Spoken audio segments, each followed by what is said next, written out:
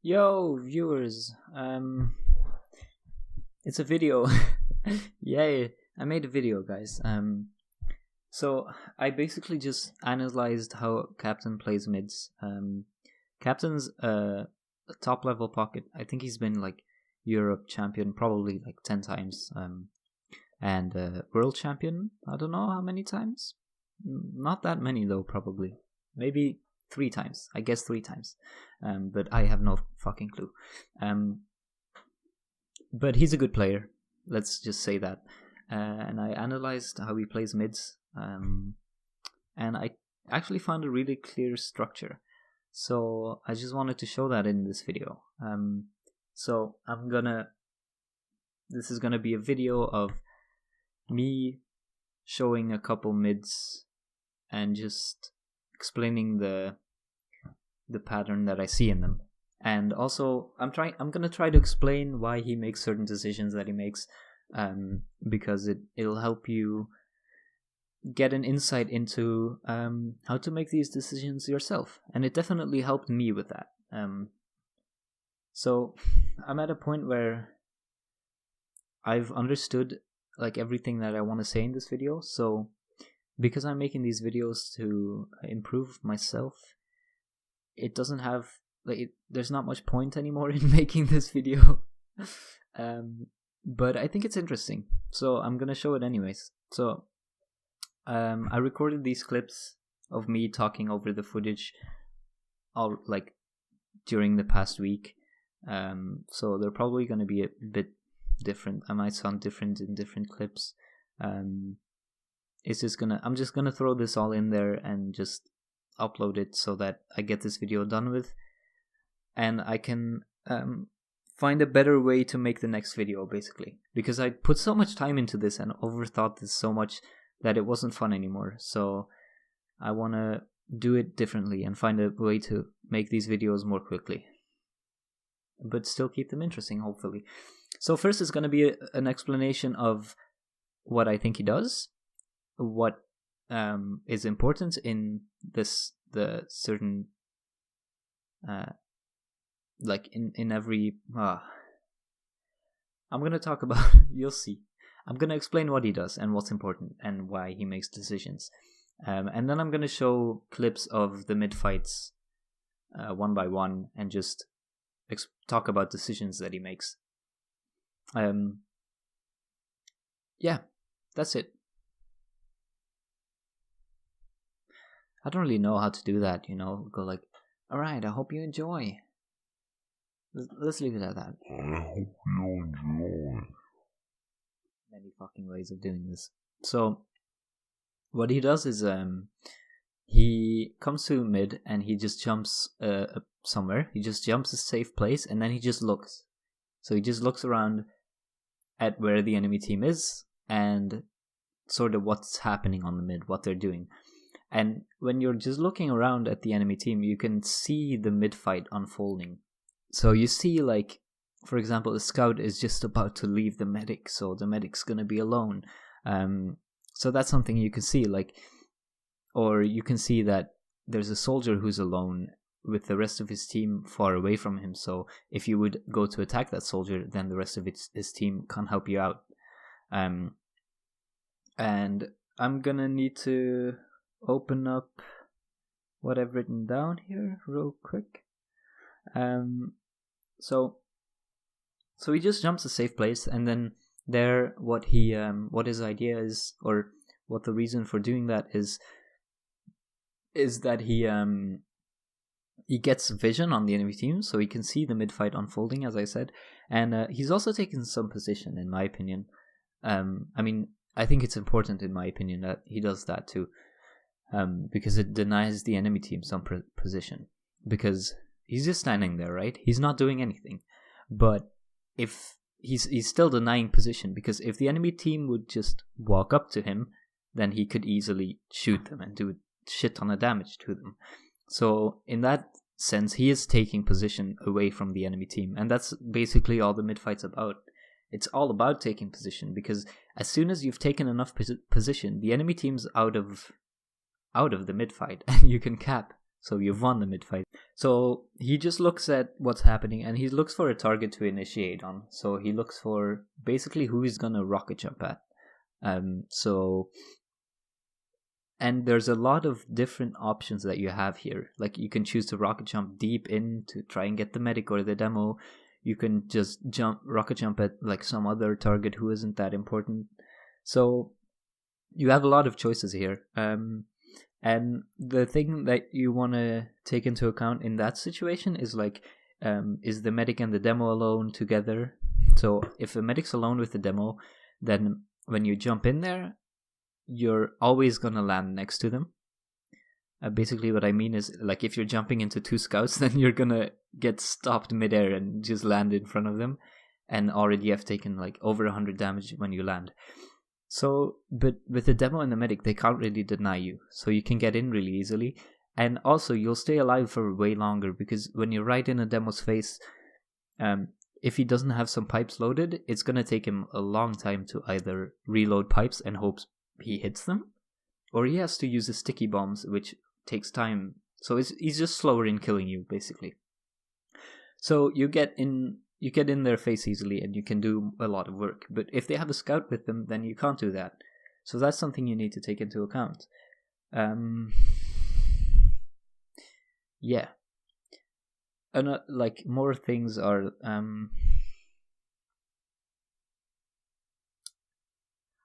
but if there's a soldier or like a scout alone, then you can only really bomb them if the enemy team isn't able to follow up if the enemy team isn't able to help that player. So that player needs to be sort of disconnected from their team, or otherwise you're going to need a lot of help from your own team. Because, if you jump them and you sort of get shot and have to back up, then you want your team to be there to sort of catch you and make sure that you can't get killed easily. So something you need to also take into account when you're going deep is whether your team can follow up, because you don't just want to be bombing really deep without your team being followed. Like, for example, if your team's standing all the way back on their side of mid and they have like 5 players pushing them, and you see the demo alone like somewhere completely like else, you don't want to bomb that demo, because you're not doing anything for your team. You're just, when your team is getting pushed really hard, then you kind of need to go help them, really. So that's something you need to take into account as well, like if your team's getting pressured. And also, if you want to go deep, you need to check out, can my team follow up on me here? Or maybe they're too far away, so I need to wait a bit. And something else is like, who's taking damage on the enemy team, obviously. If you can see that your demo's hitting 2 pipes on the enemy demo, then that guy is like 60 health, or is he, maybe, that's a Dutch word. Maybe if he's getting healed, like he's like 100 health, but easy kill. And then the last thing that you do is obviously jump that player that you decided to jump. And here, if it's an important target, then it's fine if you die for it, basically. So if you get the play done, if you succeed in killing the medic or the demo, then you're fine. You don't really need to do much else. But if for example it's just 1 scout or 1 soldier alone, and if you just jump that person and you trade 1 for 1 with them, then you've basically done nothing for your team. At most, you've gained some, taken some fire away from your own team, but it's risky, because what if you don't trade 1 for 1? What if you don't kill each other? But what if you just die? So it's a higher risk play. And also, scouts and soldiers, they can do more damage to you, so it's also higher risk. So you just want to make sure that when you bomb someone who isn't that important, that they're always alone. Or like if you're trying to get that pick, because there's other situations as well where maybe you have to bomb them because you're in a team fight, for example, and there's only those type of players alone alive, or everyone's together. Then you're gonna need to bomb them, but your aim is not to kill someone or to do damage. Your aim is to distract from your own team.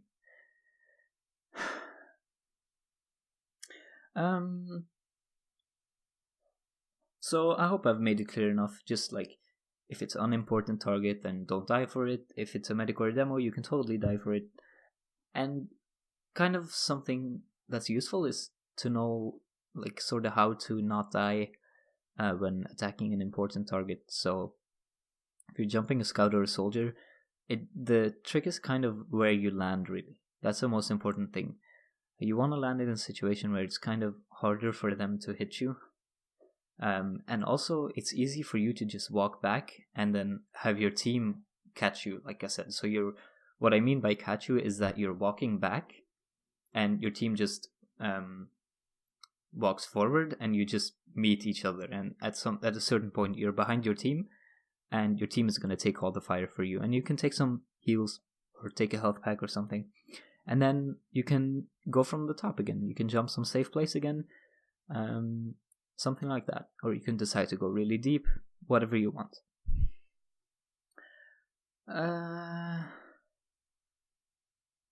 I think that's like the most important parts. Okay, so here come the clips of me showing mid-fights and talking about them. So, I mean, if you were listening up until now, you're gonna need to watch now. Unless you don't give a fuck and you just want to hear my voice for some reason. Yeah. Once again.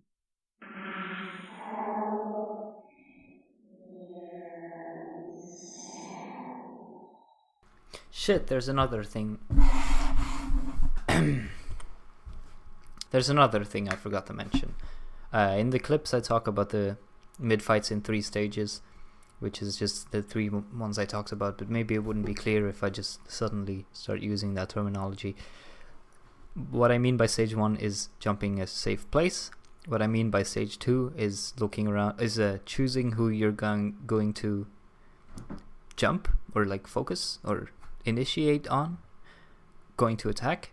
And stage 3 is the actual attacking of that player. Okay, so go for the first mid fight. This is Badlands, by the way. It's a map that's not even in the rotation anymore. But it has like 8 mid fights on this map, so some good examples. I'm not going to show all 8 of them. That would probably be pretty boring. It's just going to be a couple examples. So here comes stage 1.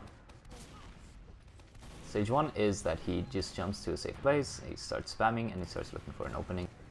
So he jumps the enemy train, which is entirely safe because he knows that the enemy team is going left side here. His team called that to him, and he can see it when he walks under the slope as well. So now he's looking for an opening while he's spamming a bit, and let's look at the opening that he takes.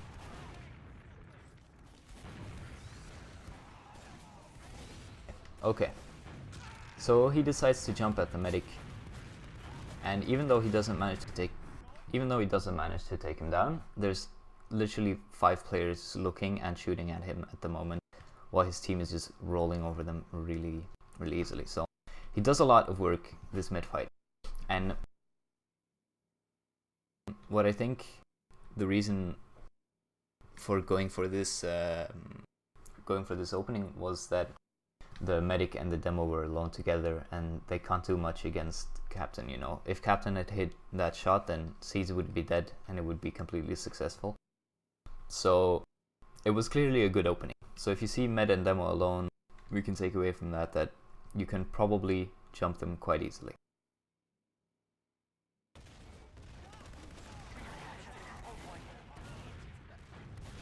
There you can also see the importance of having a good overview of the mid fight, because Captain could see a scout run through the shithouse here. Like, he could see a scout about to run up here and onto the train, so you could see that the med was about to be left alone. So if he had been standing in his own house or on like the hoodoo thing, then he couldn't have seen that. Second mid fight. Okay, something to note already that's really important is that right now he's looking under here, and he can see a lot here. So he sees the scout, medic, and soldier there, and I think he saw the soldier bomb as well. So only players who are missing right now are the scout and the demo, and the demo has probably been called by Cadus already, as that's usually something your demo does. So he's only missing this scout, so he decides to go a bit more aggressive on this one, which is a good decision, because I mean, if the scout had been here, then he would have gotten destroyed easily. I mean, captain landing in this position means that he can shut down anyone who comes up on the slope, because he saw so many players here. He knows that it's going to be a 1v, like it's going to be a player who's alone. So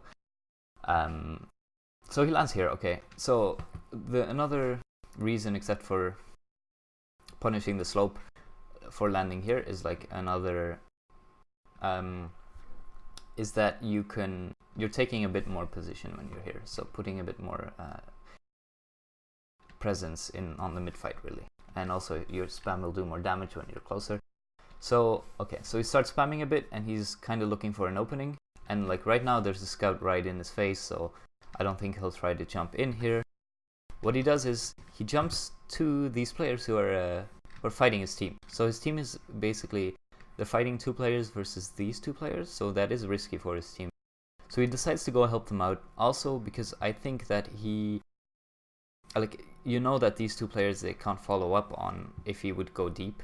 So last mid he went really deep and everyone fell back. Everyone from the red team fell back, and then his team could take really good position. But it's not going to happen in this situation. So he would be alone, and he would be hoping for the play to work. Whereas, like, you don't want that. You don't want to be like going for a solo play if your team can't follow up. So he's probably taking into account that his team can't follow up if he goes deep. So he goes to help them. Oh shit. Okay. So that's his decision for his second bomb. And then what happens after this is, I mean, the enemy team is 2 down, but they get pushed, and Raymond dies. But somehow his team just cleans up the last 2 players, which is really good. So here, jump top right a bit more aggressively, because he got vision really early. Also something you need to remember, get vision really early. So he went a bit more aggressive, he shut down the slope and took more presence. And then he bombed back to his own team, because they couldn't follow up on anything else that he would do.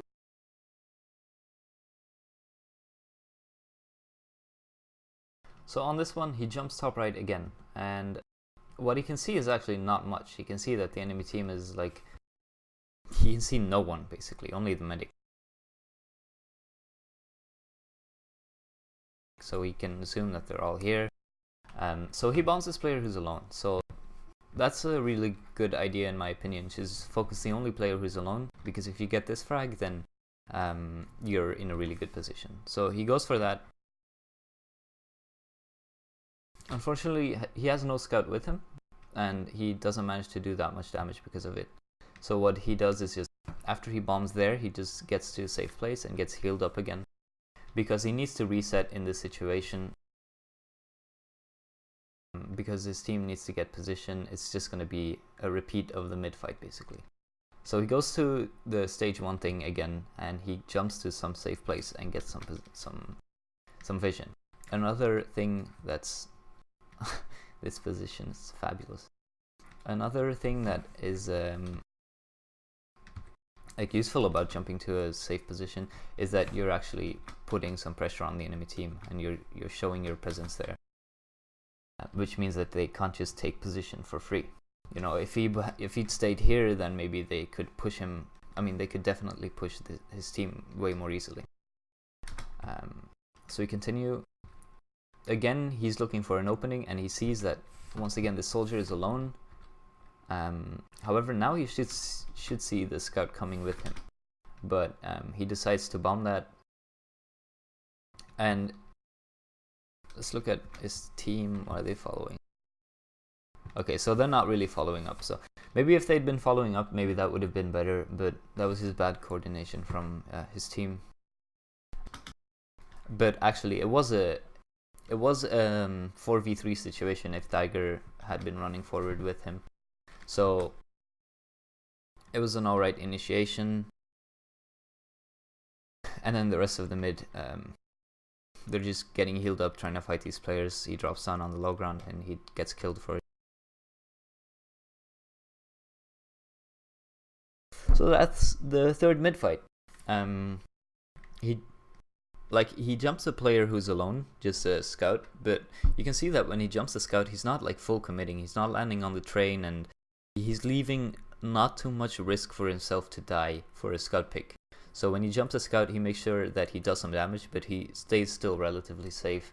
Whereas earlier when he bombed the medic and the demo, he just went full commit. He just went all in, because those are way more important picks than just a scout. And I think the reason that he went for that scout is that the scout was alone. So something you need to take into account as well. And what else is there? I mean, after that, he was going for an initiation bomb in the team fight. So I think he was expecting his scouts to be with him as well. And if they had been, then that probably would have turned out much better than it did. Okay, so the third mid fight, once again, he's looking under. And he sees that the enemy team is going left again. So he just jumps top right here. Same stage 1, safe place. And in being here, he takes no damage at all. But he does manage to look around at where the enemy team is quite well. But he doesn't do much necessarily. And now look at the opening that he goes for. So he just jumps this solo soldier here. But you can see that he's not actually fully committing on that soldier. He always lands next to the train when he's going for some target that's not very important. He's not full committing once again, because it's just one soldier pick, whereas in the last mid you had just one scout pick and he wasn't full committing for that either. So he just really just pushes him off the train, and now his team is capped mid, so basically Captain's just gonna go behind and this mid fight is basically over. So in that one, it was just same stage 1, and then in stage 2, he decided to jump the soldier because he was alone. But he didn't commit, so that's stage 3 is the actual jumping. There, he didn't like really commit on a soldier. He just, you know, he made sure that he stayed really safe when attacking that guy.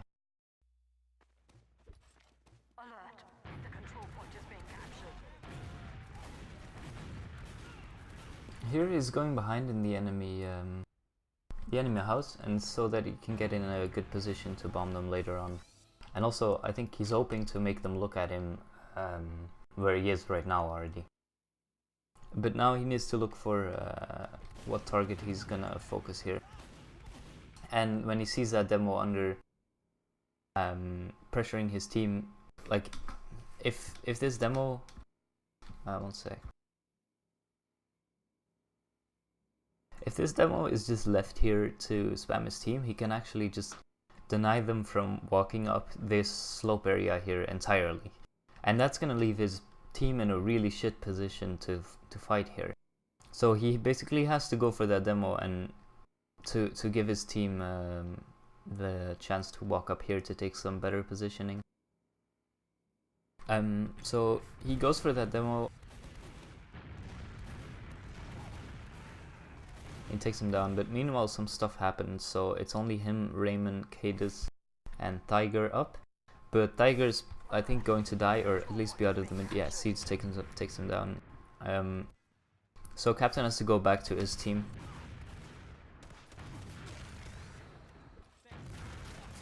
So yeah, after he killed that demo man, his team, they could walk up the slope, you know, they had that position because he killed that demo man. But because the scouts from the enemy team pushed them so hard, his team actually lost some players already. So now this fight is really, it's only Scruff here. If he gets healed, he can actually make this work, but he stays too close before he's buffed enough to take a rocket, so then when he does take a rocket, he dies. Meanwhile, Seeds is getting sick arrows down here. Ooh, if he could have like hit one more arrow, Captain would have died. So insane play actually, but too bad it doesn't work out for him. So yeah, going behind, putting a bit more pressure on them and making the enemy team look behind. But then it's smart going for that demo man, recognizing that he's denying his team a lot of position. Just too bad that his team went down while that happened. Maybe if he had jumped the top areas, like one of this train or something, he could have maybe prevented his team from dying. But I'm not sure about that. So I think he was going for that demo because the demo was denying his team a lot of position. To give a quick recap of everything we saw, let's start with the first stage.